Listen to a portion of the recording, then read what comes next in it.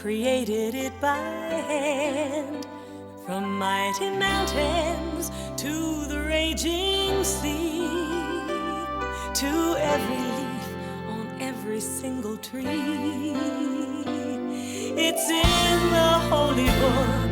Just open up and take a look.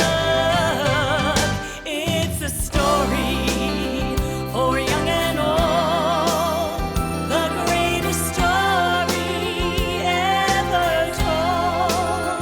So lend an ear and you will hear the greatest story.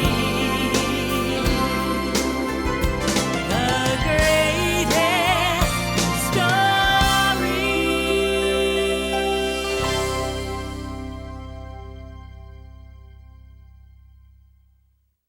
In the beginning, there was God.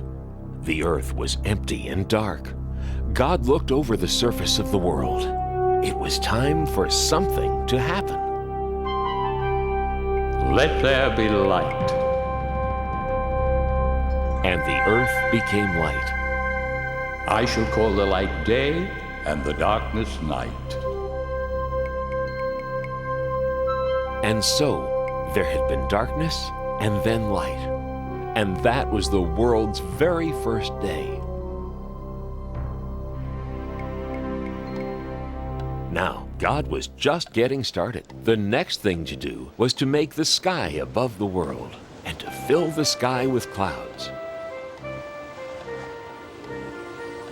And that was the second day of the world.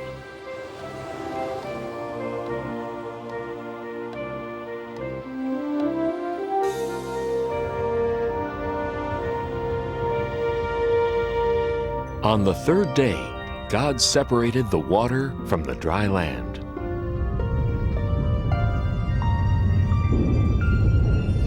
God made all kinds of things to put on the land. There were rocks and mountains, valleys, deserts, and beaches. There were big islands and little islands. There were oceans and seas, rivers and lakes. But there was still more to come on the third day, because God wasn't done yet. It was time to make all the plants. God made tall trees and short bushes, vines, ferns, leaves, and flowers.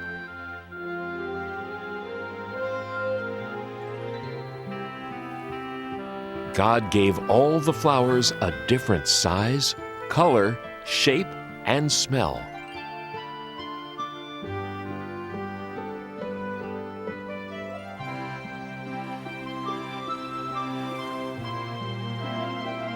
And all the grasses and plants and trees that make seeds and fruits were made on the third day too.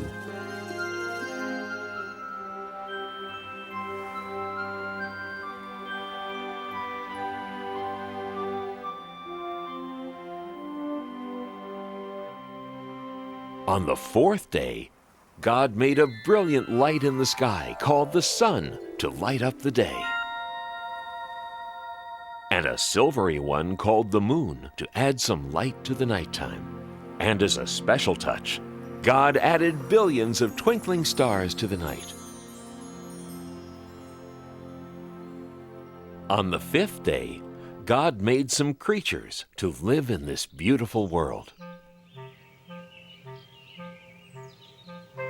There were birds,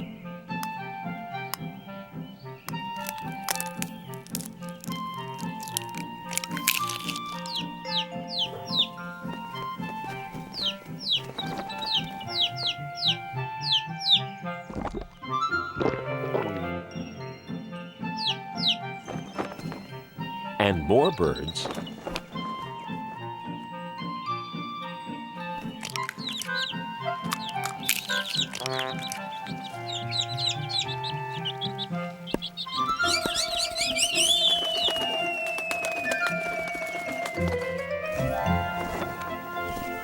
and more birds.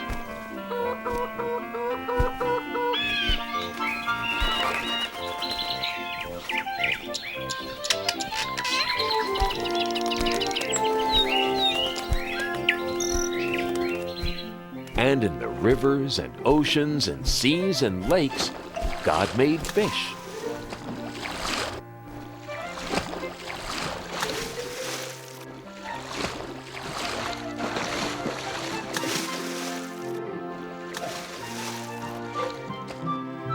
And the oceans were full of all sorts of amazing creatures.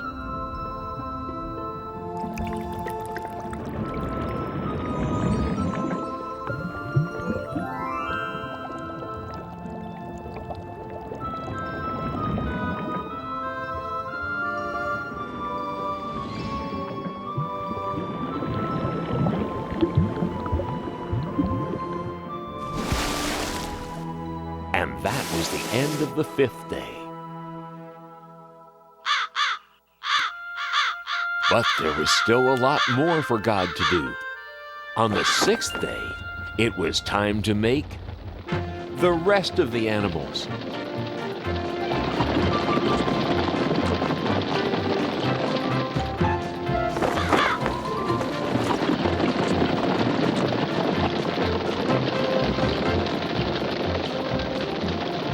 There were so many animals to make.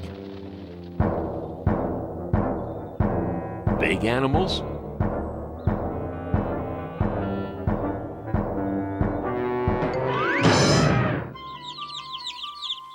and small animals.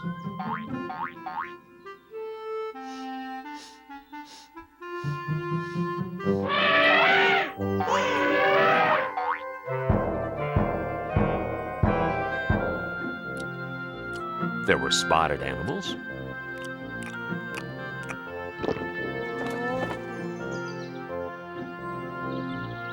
and horned animals.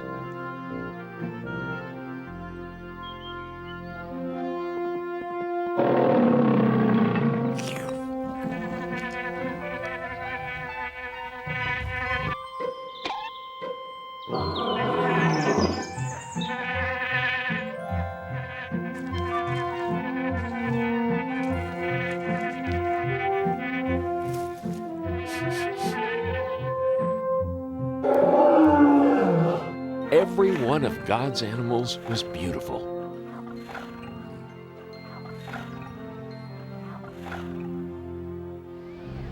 Now, on this 6th day, God did something else that was very important. God created the first man. And that man was called Adam. Then God blew the breath of life right into Adam. Where am I? Welcome to the world, Adam. Who are you? I am God. Look around you. All the plants of the earth and all their seeds and all their fruits, I give them to you. And all the animals. You have power over them as well. Everything is yours to use, to care for, and protect.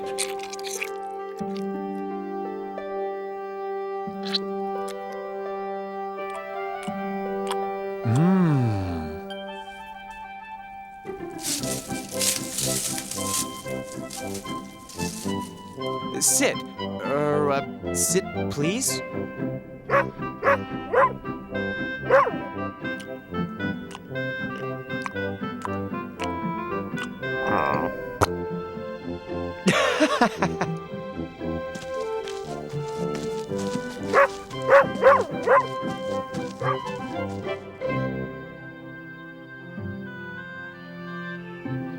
God looked over everything and was happy. And on the 7th day, God rested.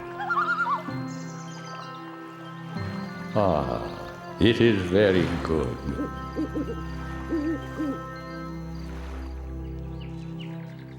Now, God wanted Adam to live in the most wonderful place that could ever be.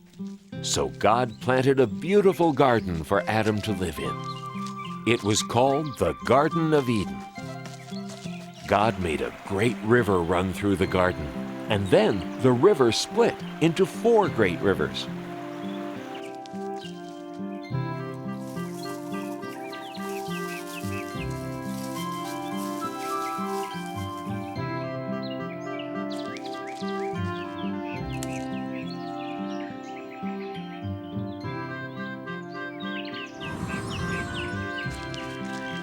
Adam had all the animals for company in the garden.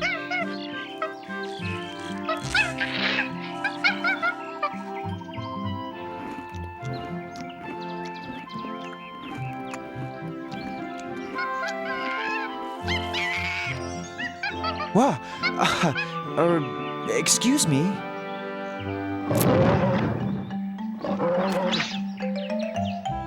Hey! Adam's first job was to name all the animals. This new request from God sounds like it's quite a job. I'm going to be as busy as a bee. I've got to search my brain and come up with a name for every living, breathing thing I see. You with the large brown spots, eating from treetops, your neck is the biggest part of you. Twisting round so easily, I believe your name will be Stretchy. Now that's pretty catchy. Or perhaps Giraffe will do. The jungle must belong to one so fierce and strong. I shiver and tremble at your growl. So you with the flowing mane, I give you the kingly name, Rory. No, that fits you poorly. Maybe lion is fine for now. Those flippy flappy things, I think I'll call them wings. And creatures they're attached to will be birds. The redbreast will be robin, ostrich that big odd one. Parrot is the clawed one who repeats all my words. I'd say your fancy shell protects you very well, although it can slow you down a bit. So you with the scaly skin, I name you and all your kin Pokey. Nah, too hokey. Know your word'll be turtle, yeah, just right. The swimmers in the sea will mostly fishes be, with whale and snail and lobster one and all. The orange one is goldfish, cod, the ice-cold fish. Tadpole has the bold wish of one day being frog. The way you jump around, you hardly touch the ground, and scamper so fast you're just a blur. So you with the cottontail, you'll be known on every trail as Hopper. No, that's not proper. Oh, I have it, you're rabbit for sure. It's still early in the day, and I'm well on my way to naming every animal I know. Why, there's only 500,000 more to go.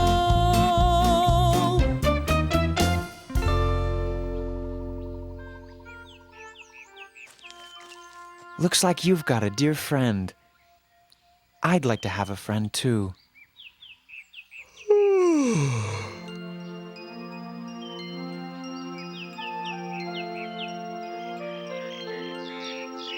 There were many animals to name.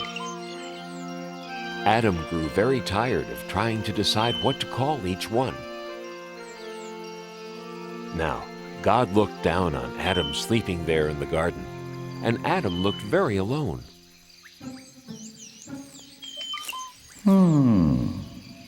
And God decided that Adam needed a companion, someone to be with. God decided it was time to make another person, so God created woman.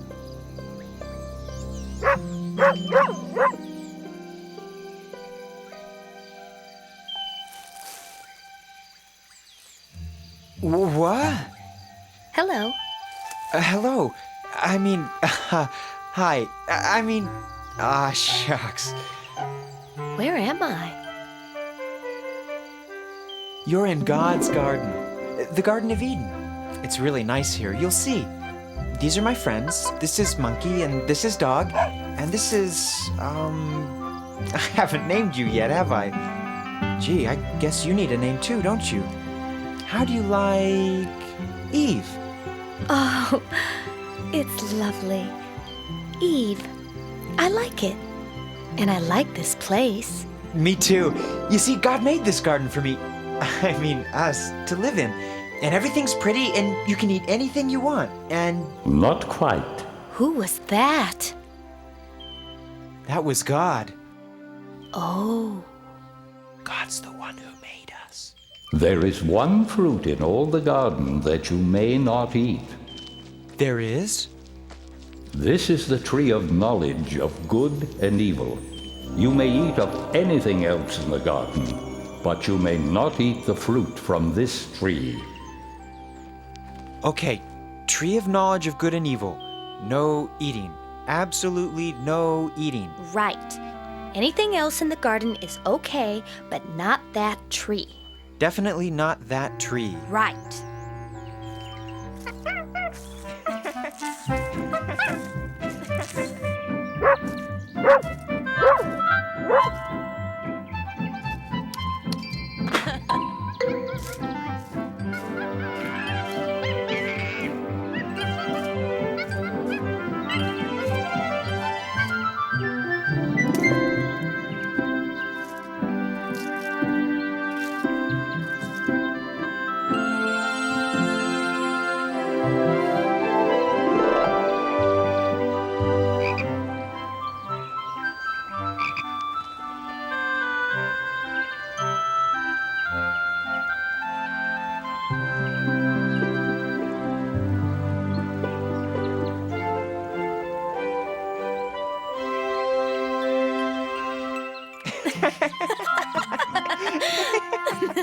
And so Adam and Eve lived very happily in the Garden of Eden until one day.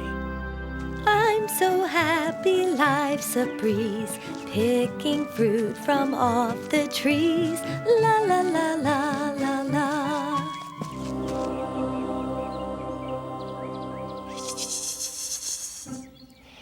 Howdy.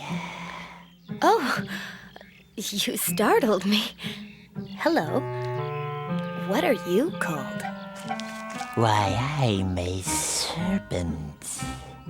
Nice to meet ya. Nice to meet you too. Nice day, isn't it?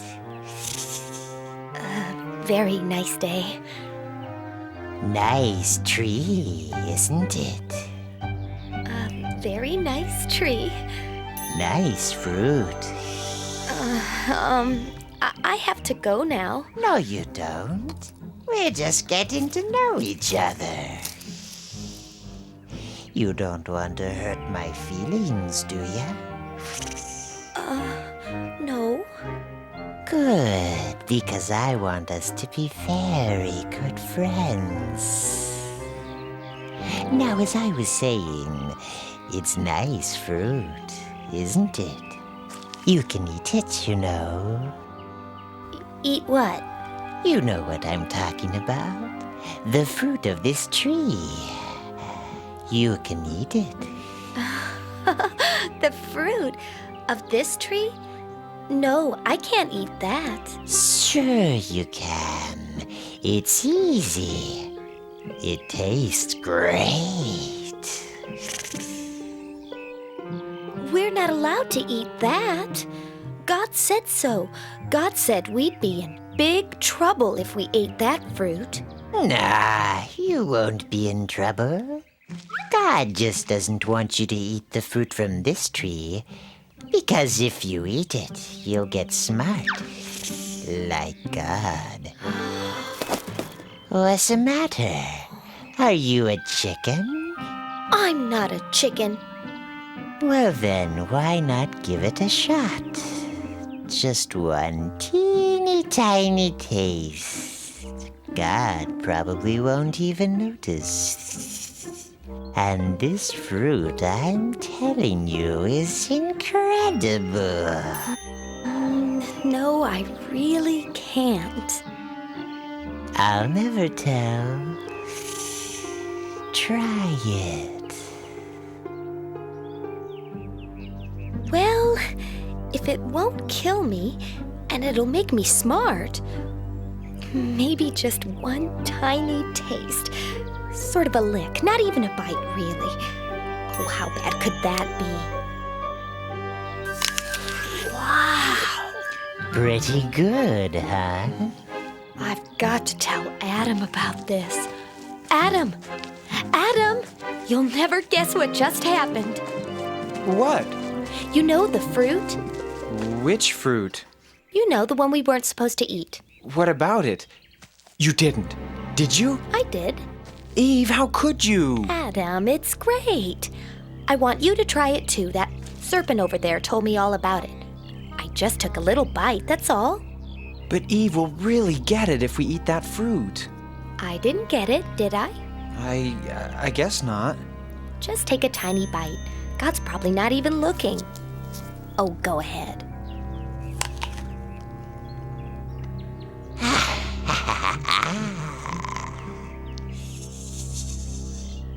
I don't know. It was good, but suddenly I feel kind of scared. I just feel so, I don't know, so sort of naked. Good grief! I'm naked! Yikes! I'm naked too!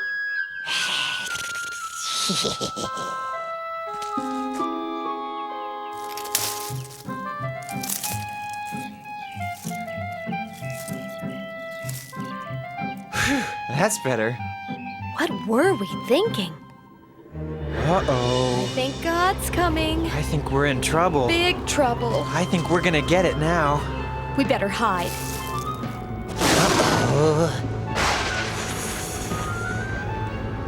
Adam, Eve, what are you doing? We're, hiding. Why? Well, we didn't want you to see us. We did a bad thing. We were scared. How did you know these things?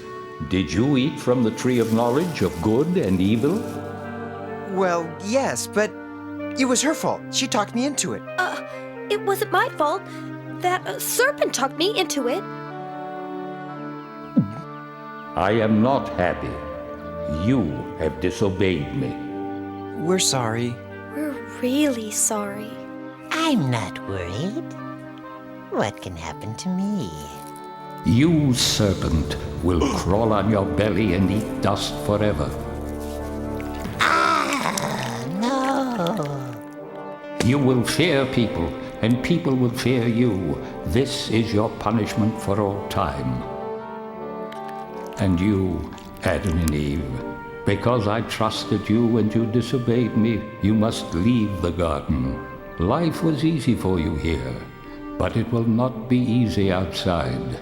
You will have to work hard, and your children will have to work hard. You will know what it means to hurt and suffer pain. Here are some garments to keep you warm after you leave the garden. Now go.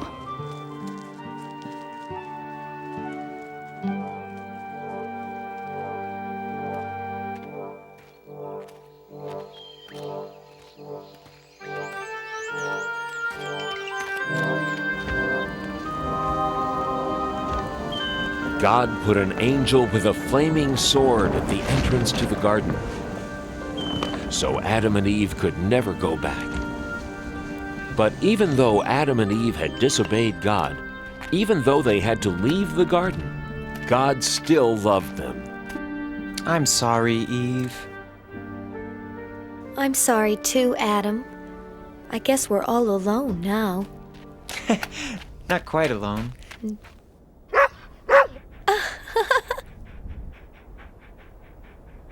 And thus began Adam and Eve's new life outside the garden. From then on, their life was filled with joy and sadness, good things and bad.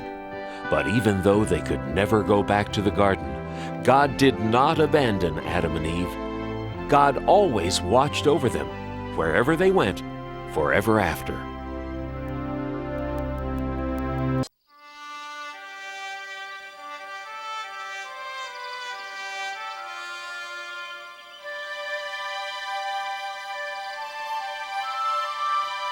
The 12 tribes of Israel were led out of Egypt by Moses.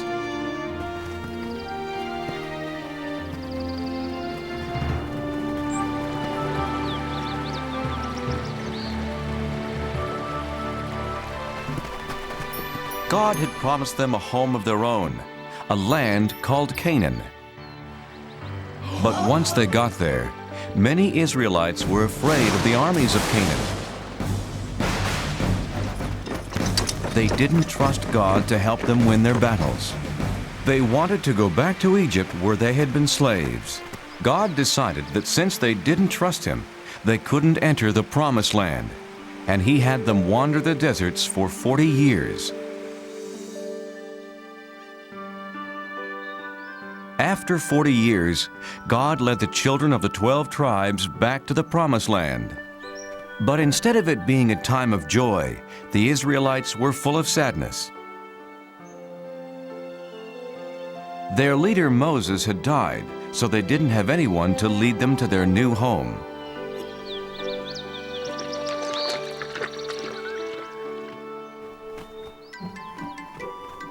Boys, behave yourselves. Today we are remembering Moses.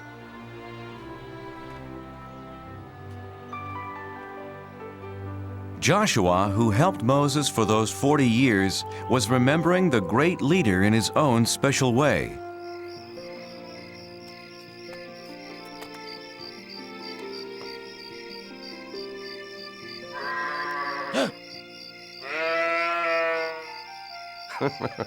Come to cheer me up, Turnip? What will happen to our people now that Moses is gone? Who will guide us to the Promised Land? Why not you, Joshua? Turnip, you talked. It's me, Joshua. God? I've chosen you, Joshua, to lead the Israelites into the Promised Land. No, I can't. You helped Moses. But he was a great leader. I'm just an ordinary man, a simple servant. Don't be afraid. There is greatness in every man who has faith, Joshua. God, where is the land you promised us? Look west.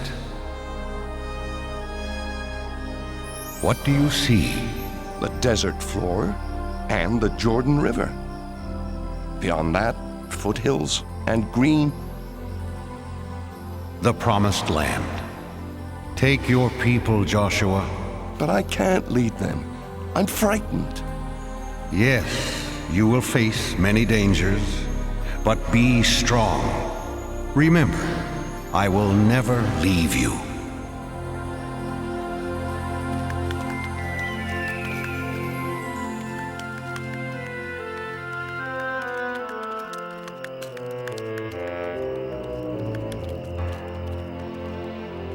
Because Joshua loved God and obeyed His rules, God protected him. God's rules, known as the 10 Commandments, were written on stone tablets inside the Holy Ark.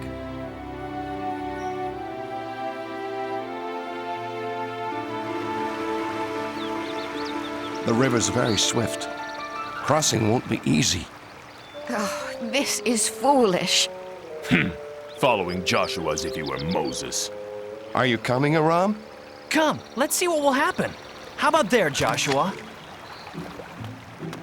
I'll see how deep it is. Do you think you can cross it, little one? Oh, come on, it's just a little water. No!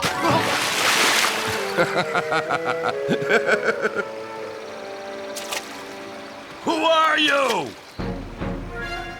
Go away! I am Joshua, leader of the Israelites. God has promised us this land. Did he? Well, I'm the king of Jericho, and you can't enter. We are protected by this swift river and the strongest wall in the world. If you can cross this river, you better be prepared for a fight.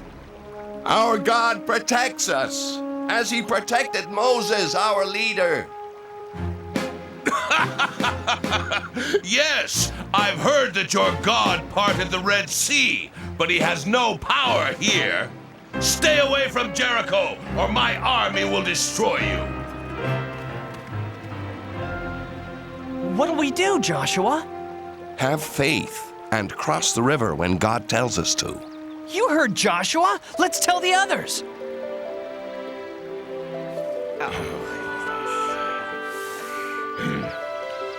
I'm worried about this king of Jericho. He's like the waters of this river, dangerous. Joshua, Yes, God? don't be afraid of the king. If you trust me, I will protect you. Joshua did trust in God. He selected 2 men to sneak into Jericho and tell him about the king's army.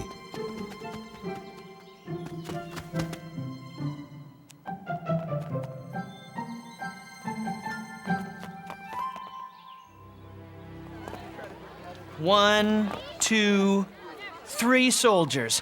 That third one is tiny. I'll only count him as half a soldier.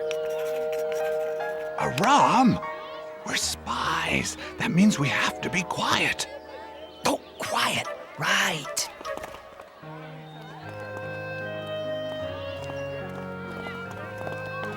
Spy!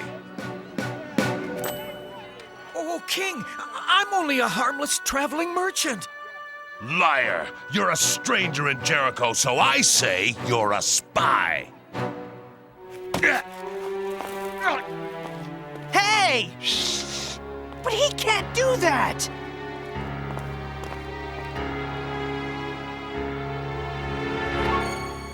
More spies! Israelite spies! That's being quiet. Catch them!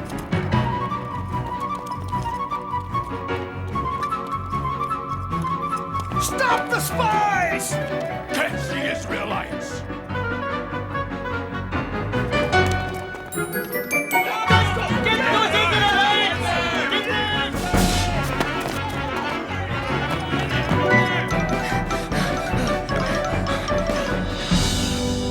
They must be here somewhere.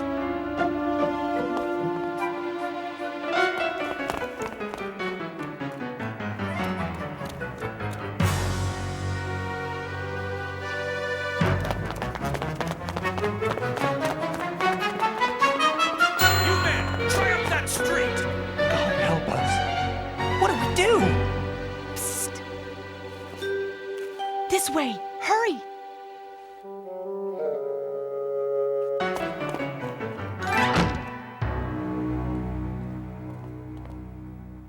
My name's Rahab. I want to help. This way.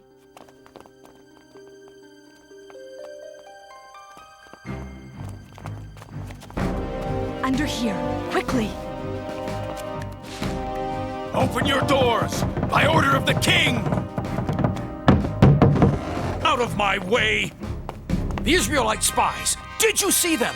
They were here, but they ran toward the city gates. If you hurry, you might still catch them.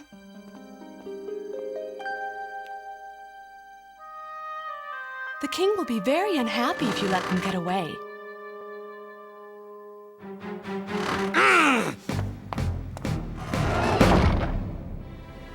Rahab told the Israelites it was safe to come out of their hiding place. That was a very brave thing you did. Why did you risk your life for us? 2 strangers. Everyone in Jericho knows the Israelites are coming to our land. We've heard that your God rules the heavens above and the earth below.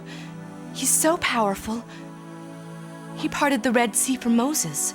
Now our men are afraid to fight you.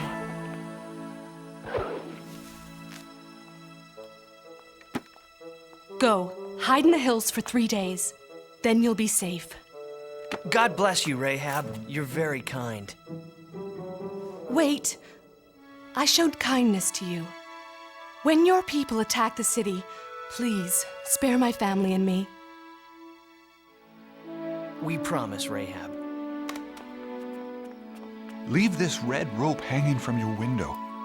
It will be a sign that no one in this house is to be harmed. Joshua's spies did as Rahab had said. After hiding in the mountains for 3 days, they ran back to camp with their report.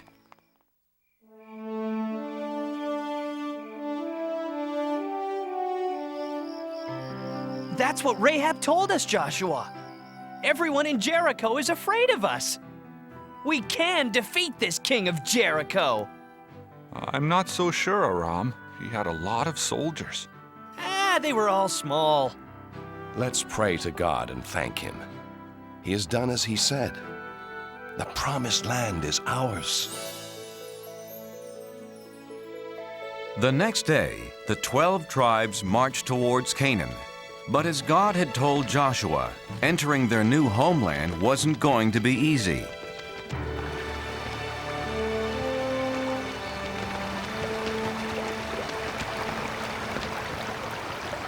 How can we cross this river safely? Please, God, give me an answer. The water's too fast. It's too fast. I'm not going to. No. No. How will we get our children and animals across? Don't be afraid. God has shown me a way. Bring out the Ark of the Covenant.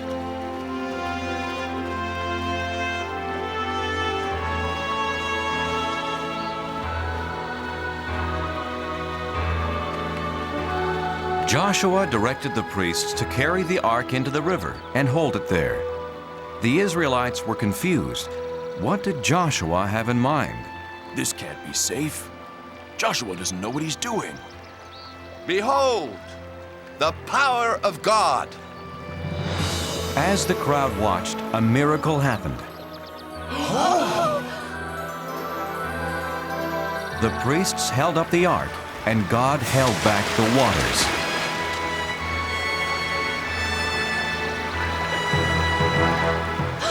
It's just like when Moses parted the Red Sea. It's true then. God must be with Joshua, as he was with Moses.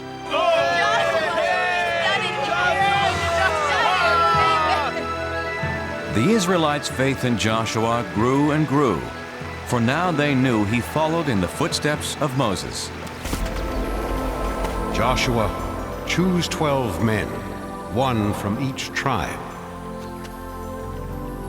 Tell them to get 12 rocks from the middle of the river, from where the priests stood. Carry the rocks and put them down where you stay tonight.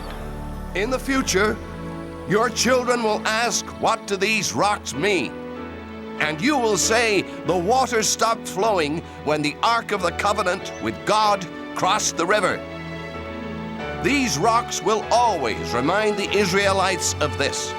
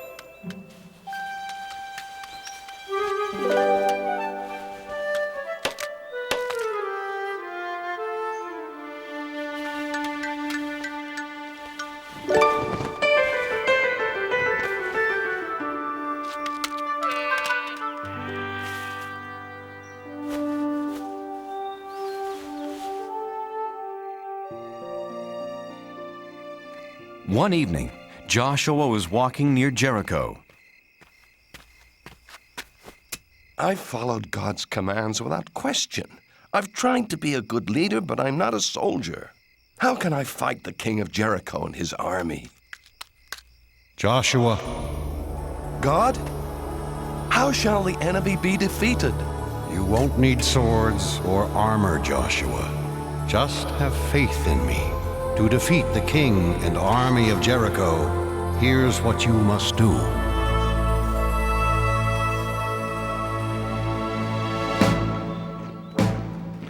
Early the next day, Joshua formed the Israelites into a long line. Remember, do as God instructed. Not a word, not a sound from any of you. First came 7 priests playing ram's horns. Then the Ark of the Covenant. Then the armed men.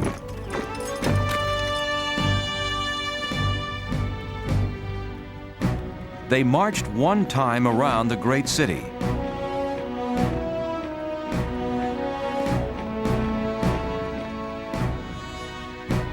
This is not fighting. This is a parade.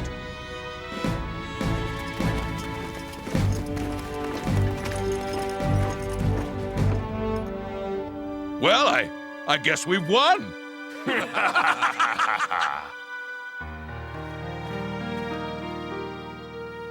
When do we attack the city, Joshua? We don't.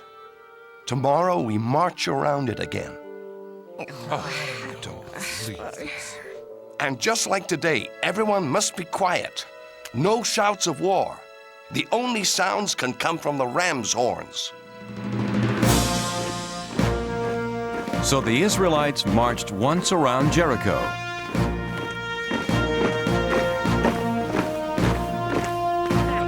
Every day for 6 days. And for 6 days, nothing happened. You Israelites are fools! And the biggest fool is your leader, Joshua!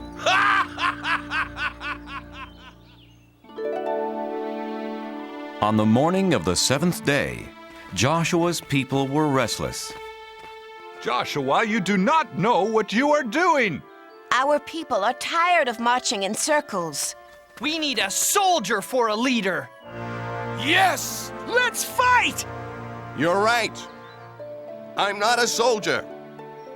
But I do have faith in God. He didn't let Moses down, and he won't let us down, so long as we trust in him. This is the 7th and last day. Who will come with me? I will. All of us. Tell everyone we will march. And march they did. But instead of going around the city just once, as they had done for 6 full days, Joshua said that God wanted them to march 7 times. And on the 7th time around, they did something completely different. Shout, yell, scream, so that the heavens can hear you. Shout, for God has given us Jericho.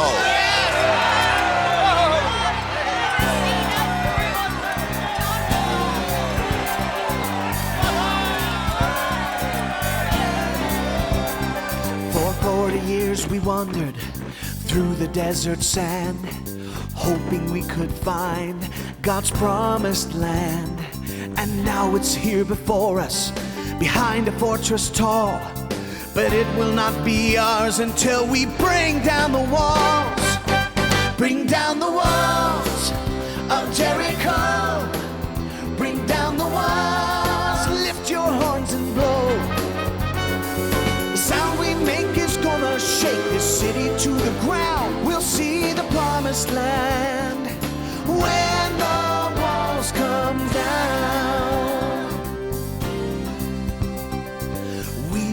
believe in God, that He is with us here. His power is much greater than that army over there. Our enemies are laughing, but their kingdom soon will fall. When we raise our voices, we will bring down the walls. Bring down the walls of Jericho. Bring down the walls, lift your horns and blow. The sound we make is gonna shake the city to the ground. We'll see the promised land when the walls come down. So shout out loud, shout out strong. That wall around the city won't keep us out for long. Sing to God, one and all. That land that we were promised is right behind those walls. Bring down the walls of Jericho. Shout them down. Bring down the walls. Lift your horns and blow. The sound we make is gonna shake the city to the ground. We'll see the promised land when the walls come down. We'll see the promised land when the walls come down.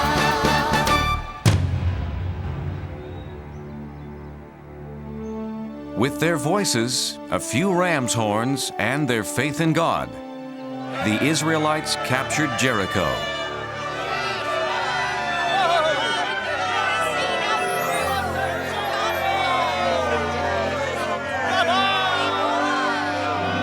Joshua! These are the people who helped us. Rahab, her mother and father. You're a brave woman, Rahab. God has watched over you and your family because of your faith and for helping my people. Can we stay and join you, Joshua? Nothing would make me happier. Don't touch me, Israelite! How dare you treat me this way? Why, I'm the king! You were the king. When I said God promised us this land, you laughed and called me a fool. Who's the fool now? You can't, no! Has anyone seen turnip? For you. Perfect.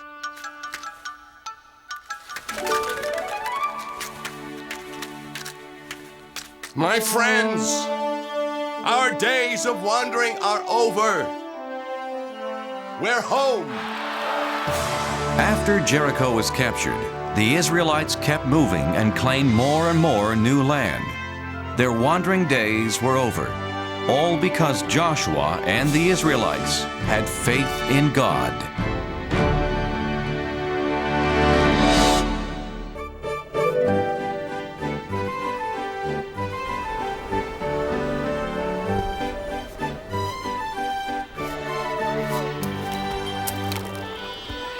In the land of Israel, there was a prophet named Jonah. A prophet taught other people about God and His love. Jonah told his friends and neighbors that God loved all people. And like God, Jonah tried to love all people and all creatures.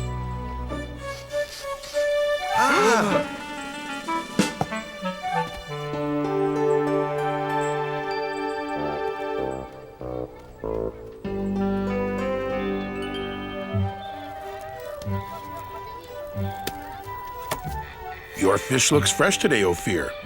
Yes, Jonah, the freshest you will ever meet or eat. You know how much I love eating fish. And I'll take a bag of peanuts. I see someone just as hungry as I am.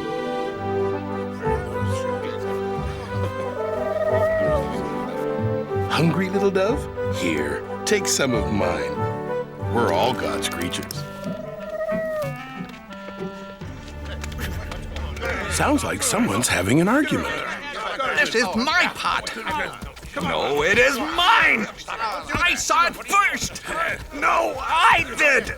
I needed to carry water. I needed to carry raisins.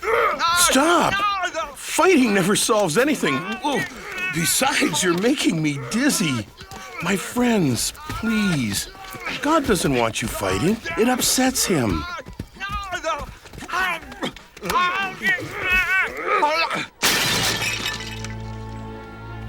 Now neither of you gets the pot.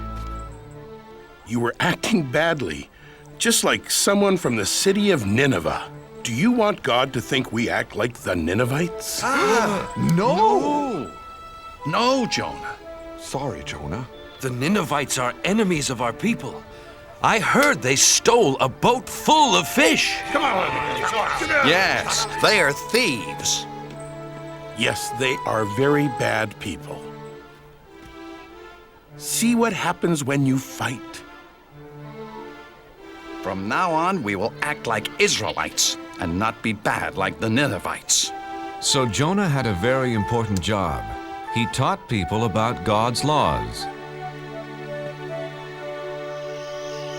There came a day when God had an even bigger job for Jonah.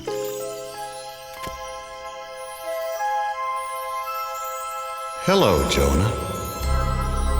God, it's nice to hear your voice. I have an important job for you. What is it? I will do anything for you. There are some people who are not obeying my laws, Jonah. Look what they're doing.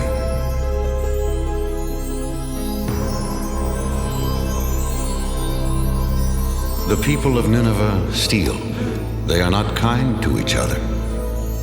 The children of Nineveh do not take care of older people.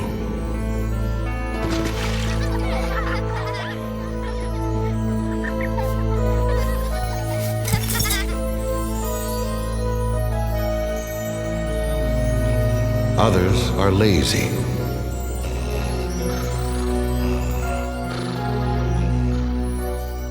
And their king pretends not to see the problems. He only cares about eating all day and wearing fancy clothes. Yes, the Ninevites are bad. Send a flood or an earthquake to punish them. No, they are bad because they don't know about me. No one has taught them my laws. Jonah, your job is to go to Nineveh and tell them about me. Me? Go to Nineveh? I can't. Please give me some other job. Tell them of my love. But they are the enemies of my friends and neighbors. You must go, Jonah, right now. In 40 days, I will punish them for being bad. But if you're going to punish them, why should I go tell them about you at all? I don't understand. The Ninevites should be punished for being bad. But what if I tell them all about God and they change? Then maybe God won't punish them. I can't do something to help my enemies. Jonah was so confused, he asked his friends what he should do. You know, it's funny, Jonah. Usually, we come to you with questions. This time, I want to know what you think. How can I preach to the enemies of the Israelites? Simple. You can't. Ophir is right, Jonah. Don't go there. Don't tell them about God. You do have a problem, Jonah. If you don't preach to them, you disobey God. If you do preach to them, you'll disappoint all your friends. Nobody said being a prophet was easy, Ophir. Wait, I know. I'll just hide from God. Sure, but where can you hide from God? Why, in your store, of course. I know my plan will work, Ophir. If I hide here for 40 days, then God will punish the Ninevites and no one will be mad at me. You call this a hiding place? Here, let me help you. Ophir, You don't have to go to that much trouble. Look, if you're going to hide from God, you've got to do it right.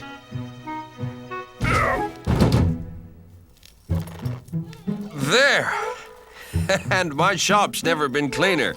Ophir, do you have any flour for baking biscuits? Yes, yes, in that basket. There. No! Wait! No! No!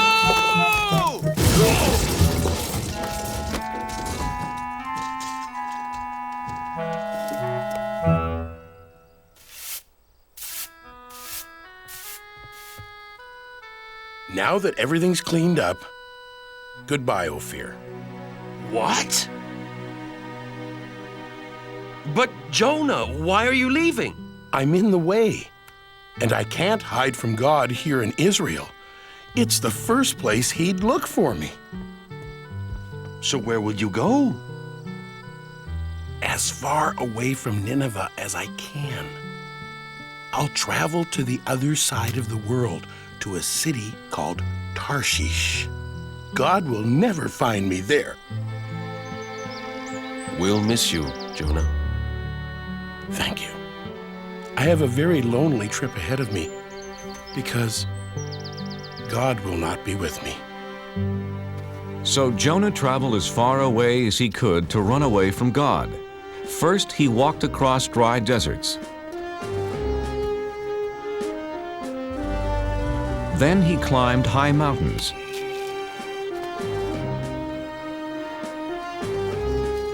He finally came to the town of Joppa and found a ship that was going to sail for Tarshish.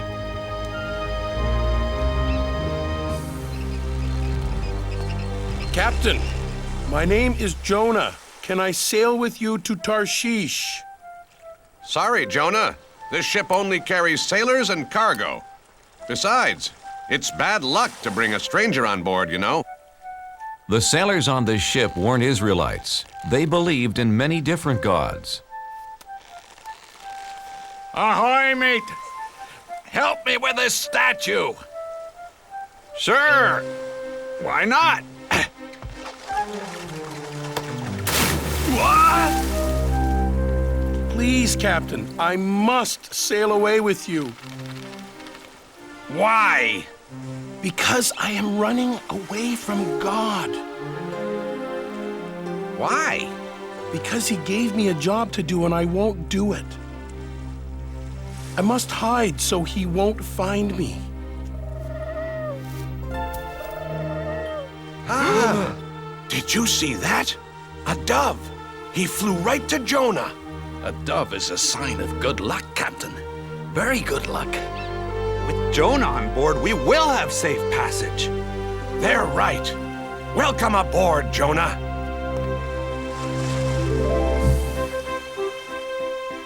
So Jonah set sail across the vast sea, headed to faraway Tarshish. Jonah saw that the sailors didn't pray to God. They worshiped statues made of stone. Excuse me, what are you doing? Feeding the god of water. If he has a full stomach, he'll make the seas calm. But this isn't a god. It's just a rock. My God is the real one. He created the sea, the sky, the animals, all of us, everything. One God created all that? I don't think so, Jonah. See, this is the sun god, the god of the wind, the god of plenty. With so much in the world, you need a lot of gods. Yeah, no one god can rule over everything.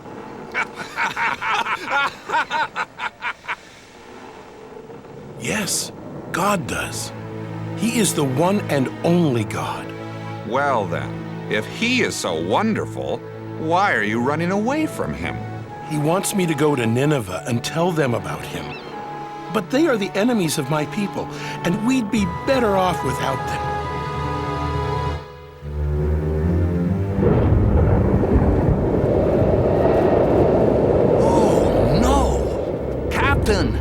I've never seen a storm like that. Me either. We're in trouble. Whoa! Ah!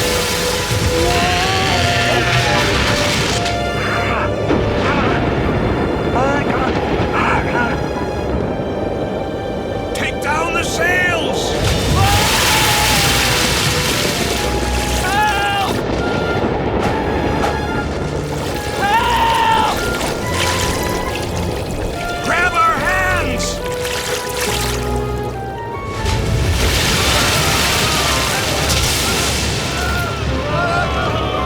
Men! The ship is sinking! Help me toss the cargo overboard!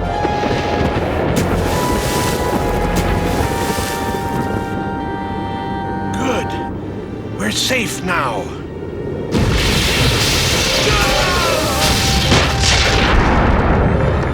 No!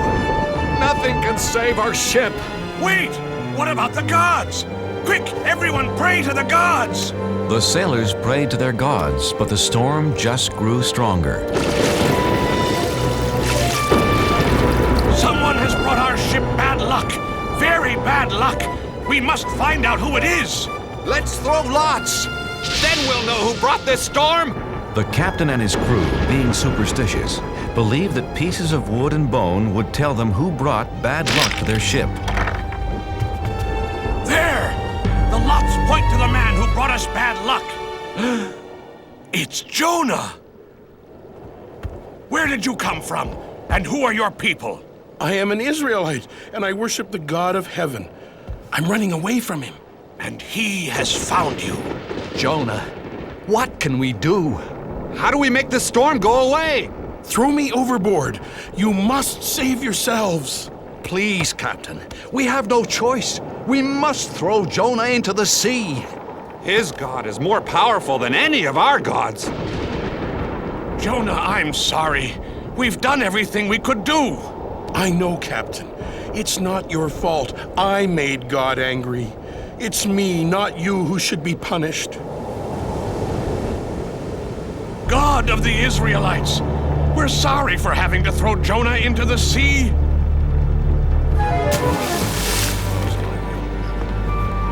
Poor Jonah.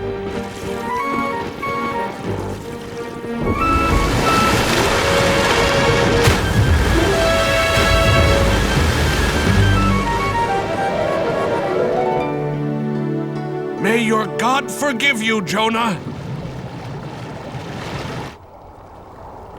Jonah found himself in the whale's belly. Now he was really alone. God, I'm sorry for trying to hide from you. Do you hear me, God? Jonah prayed to God for 3 days and 3 nights.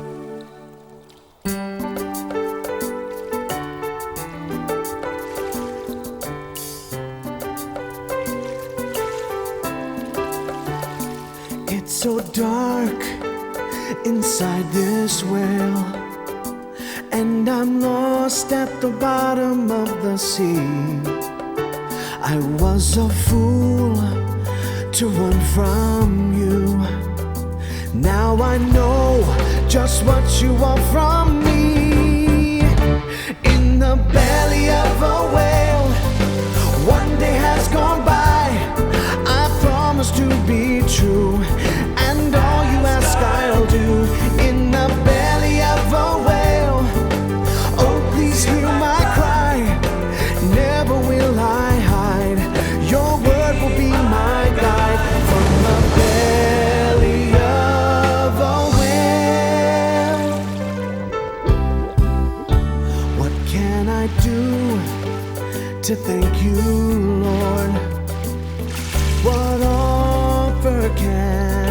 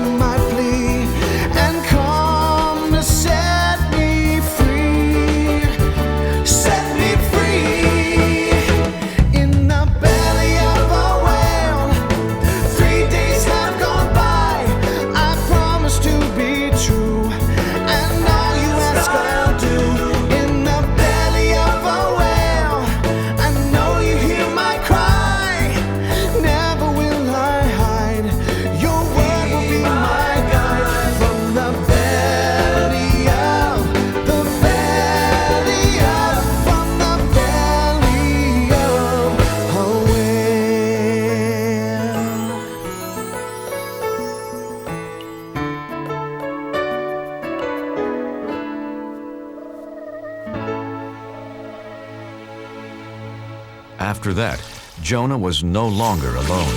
Hello, Jonah. Oh, God.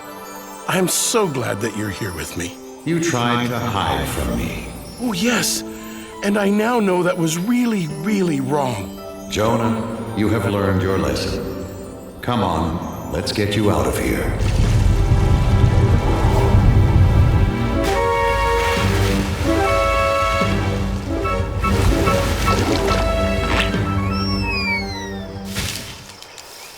Jonah, Nineveh is behind that hill. Hurry, go tell them about me and about my love. God, I'm ready to do it now. So Jonah went to Nineveh, and what he had to say was so wonderful. All of the people listened. They believed, and best of all, they changed. God says we shouldn't steal from each other. We are all brothers and sisters in this world. Would you steal from your own family? God says we shouldn't hurt anyone weaker than us. Since we are all God's children, we should protect each other. Children, stop. God says we should honor our elders. Don't forget, they helped raise us and looked after us. Even the children were changed, and they gathered around Jonah just like sheep around their shepherd. Hey, farmer. God says we all have jobs to do, and we should work hard. We should listen to him since he's the one who gave this wonderful world to us.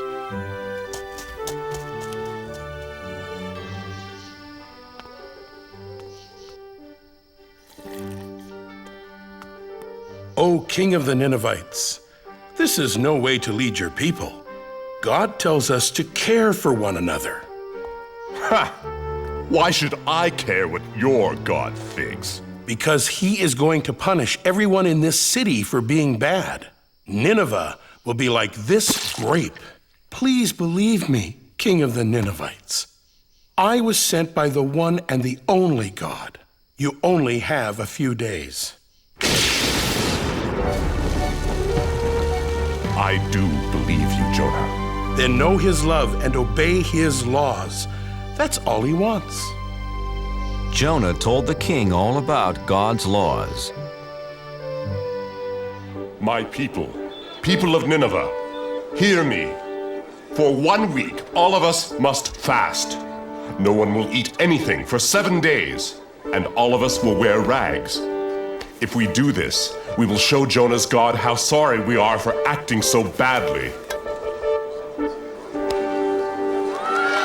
After Jonah told the Ninevites about God and his laws, they changed their ways. Jonah then left the city.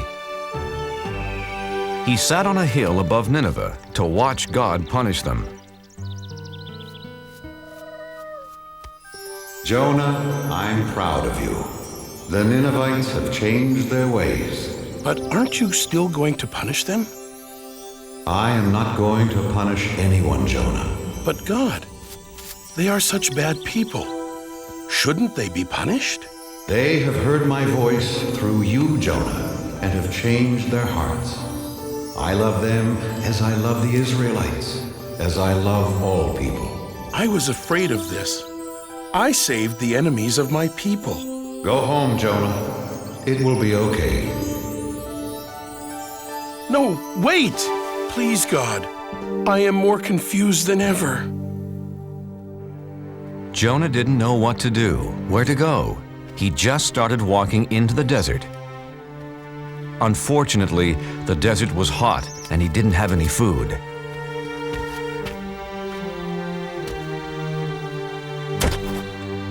I'm so tired, hungry, and thirsty.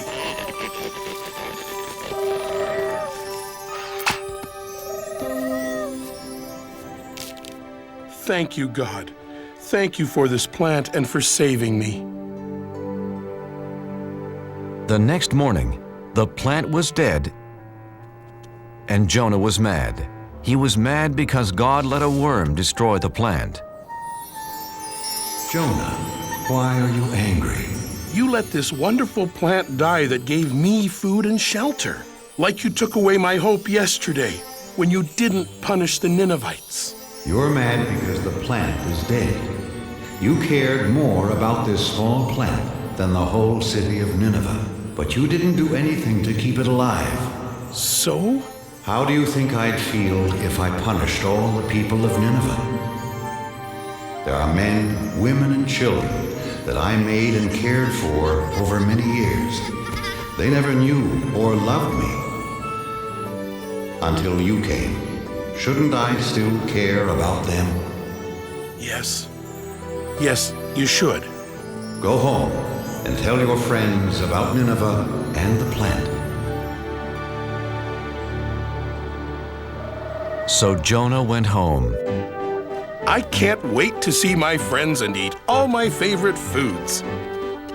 Except for one food. It's going to be a long time before I eat fish again. Jonah was accepted back by his friends, and he spent the rest of his life teaching about God's laws, and especially about God's love.